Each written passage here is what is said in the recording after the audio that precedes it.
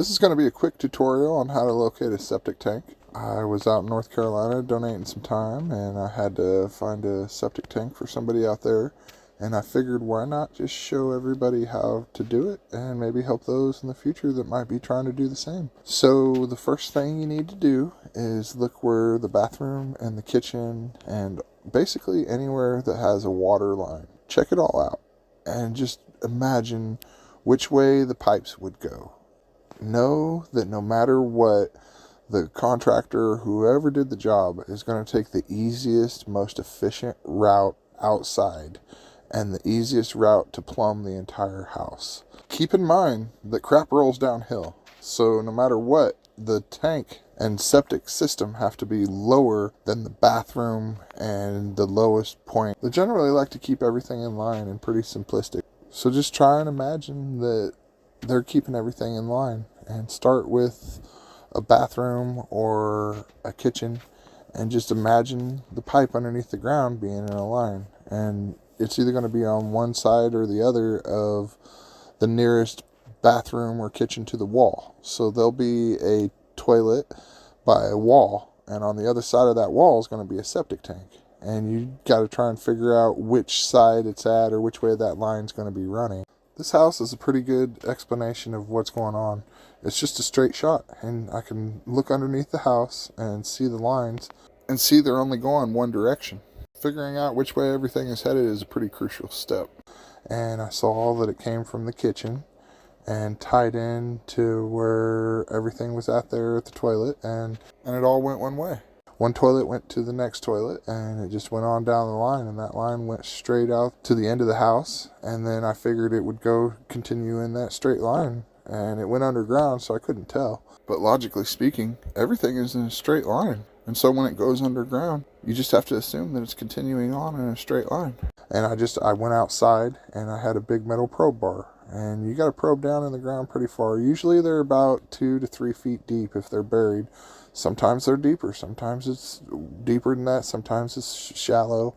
You never know. But generally, that's where it's at, in the 2 to 3 foot range. And I'll just take a big metal probe bar and probe down until I hit something. And once I hit something solid, sometimes if it's metal, it'll have a bounce back to it. If it's concrete, it'll have a little grindy feel. When you grind your metal bar on it, you'll be able to kind of hear the grinding.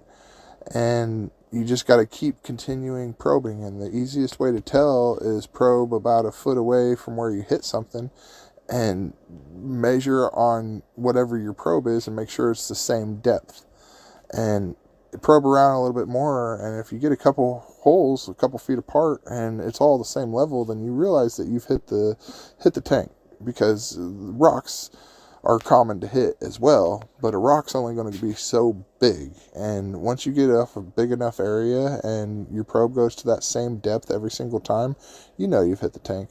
And metal tanks are a little bit harder because they're in a circular shape, and so they'll go down a little bit, but you'll know when you hit a metal tank. It'll have a little bounce back and feel to it. You'll know a metal tank from a concrete tank.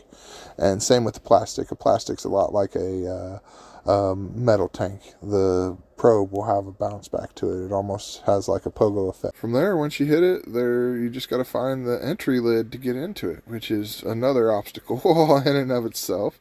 If you can find the edges of the tank, that's a good thing. You always want to try to begin on the front side of the tank towards where it comes in from the house. That's called the inlet side. And a lot of times that's where the lid's at. And so I usually just try to find the front of the tank closest to the house and come off a couple inches, maybe 6 inches off of that, and then dig a 2 foot by 2 foot hole. And just look for the edge of a lid, and there'll just be a little crack in the tank, and it will hardly seem like anything, but once you end up digging it all up and looking, you'll be like, oh, well, that's a whole lid, and you'll be able to pry it up and pull it up and then see inside the tank and get access to it. But sometimes it isn't on the inlet side. Sometimes it's right in the middle of the tank, And sometimes there's an inlet and an outlet and two accesses. And who knows? Sometimes it might even be homemade and there might not even be an access at all. You might have to bust out the old hammer drill and make your own access. And you never really know. So it's kind of a gamble that you got to take. But I always shoot for the inlet side and just start there and hope for the best. I stayed even with where the pipe was going, and I just figured that would be directly the middle of the tank. And if you have to dig the whole top of the tank up, that's an absolute nightmare that you don't want to end up doing, but it happens sometimes. So you can just hope to get lucky and shoot for the front and the middle of the tank. If you can find each edge of the tank, just use your probe bar until you get down and hit something solid. Just mark that depth on your probe bar, and everywhere you hit that depth is where the tank is at. And after you use the probe bar to figure out left and right, find the middle and then come about 6 inches off the front of the tank. You'll hopefully find the lid to the tank. And in this case, I dug it up right where I said, and it worked out perfect. I found the lid and was able to give these people access, so it was a great day. But that's how you locate a septic tank. I appreciate everybody for following up and keeping along. Feel free to like and subscribe and follow along on my journeys. Thanks, guys.